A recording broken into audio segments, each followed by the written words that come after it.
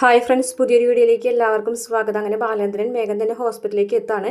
എന്നിട്ട് ഡോക്ടർ ശർമ്മയോട് ചോദിക്കുന്നുണ്ട്, അലീനയുടെ ഇപ്പോഴത്തെ അവസ്ഥ എങ്ങനെയാണ്, എനിക്കതൊന്ന് അറിയാൻ പറ്റുമെന്ന് ചോദിക്കുമ്പോൾ കുറച്ച് ഡീപ്പായിട്ട് എന്നെ മുറിവ് പറ്റിയിട്ടുണ്ട്, ഒരുപാട് ബ്ലഡൊക്കെ പോയിട്ടുണ്ട്, എങ്കിലും കുഴപ്പമില്ല, നമുക്ക് ട്രൈ ചെയ്യാം എന്നൊക്കെ പറഞ്ഞിട്ട് ഡോക്ടർ ആശ്വസിപ്പിക്കുന്നുണ്ട്. മാത്രമല്ല എത്രയും പെട്ടെന്ന് അലീനയുടെ ബ്ലഡ് ഗ്രൂപ്പിലുള്ള ഒരാളെ കണ്ടെത്തണം എന്നൊക്കെ ബാലേന്ദ്രനോട് പറയുന്നുണ്ട്. ഇതേ സമയം ഹരിയും രോഹിത്തും തമ്മിൽ സംസാരിക്കുകയാണ്. അവൾക്കെങ്ങാനും ജീവൻ വീണിട്ടുണ്ടെങ്കിൽ നമ്മുടെ ജീവിതം പിന്നെ പോക്കാണ്. അവൾ എന്തായാലും പോലീസുകാരോട് പറയും.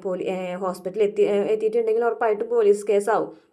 പോലീസിനോട് നമ്മളെ പേര് അവൾ ഉറപ്പായിട്ടും പറയും. നമ്മൾ രണ്ടുപേരും കുടുങ്ങും, നമ്മൾ രണ്ടുപേരുടെ ജീവിതം ഇനി മുഴുവൻ ജയിലിലായിരിക്കും എന്നൊക്കെ രണ്ടുപേരും ഇങ്ങനെ പറഞ്ഞ് വേദനിക്കുകയാണേ. അതിനുശേഷം പിന്നീട് കാണിക്കുന്നത് വൈജയന്തി വീട്ടിലേക്ക് വരുമ്പോൾ ആ ഒരു കാഴ്ച കാണാൻ കേട്ടോ. അവിടെ ബ്ലഡും അലീനയുടെ ഷോളൊക്കെ കിടക്കുന്നത്, ഇതൊക്കെ കണ്ട് ആകെ ഞെട്ടി നിൽക്കുകയാണ് കേട്ടോ. അങ്ങനെ ബാലേന്ദ്രൻ വിളിച്ച് പറഞ്ഞിട്ടുണ്ടായിരുന്നു അലീനയ്ക്ക് കുത്തു കൊണ്ടുവന്നുള്ള കാര്യം. അതിന് റൂമിലേക്ക് ചെല്ലുമ്പോൾ അലീനയ്ക്ക് എന്താണ് സംഭവിച്ചതെന്ന് മുത്തശ്ശി ചോദിക്കുന്നുണ്ട്. മുത്തശ്ശിയോട് പറയുന്നുണ്ട്, ആരും ഒരുത്തൻ വീട്ടിലേക്ക് കയറി വന്ന് അലീനയ്ക്ക് ഇട്ട് കുത്തിപ്പോയി എന്നാണ് ബാലേന്ദ്രൻ പറഞ്ഞത് എന്നൊക്കെ പറയുന്നുണ്ട് കേട്ടോ. അയ്യോ, ആരാണ് ഈ മഹാപാപം ചെയ്തത്, ആരാണ് ആ പാവം കൊച്ചിനോട് ഇതൊക്കെ ചെയ്തതെന്ന് മുത്തശ്ശി ഇങ്ങനെ പറഞ്ഞുകൊണ്ട് കരയാണ് കേട്ടോ. ഇതേ സമയം മനുവിനെയും കൂടിയിട്ട് ബാലേന്ദ്രൻ വിവരം അറിയിക്കുന്നുണ്ട്. അങ്ങനെ മനു ആകെ ഞെട്ടാണ് കേട്ടോ. ഈ ഒരു വിവരം കേട്ട ഉടനെ തന്നെ ഹോസ്പിറ്റലിലേക്ക് പാഞ്ഞെത്താണ് കേട്ടോ മനു.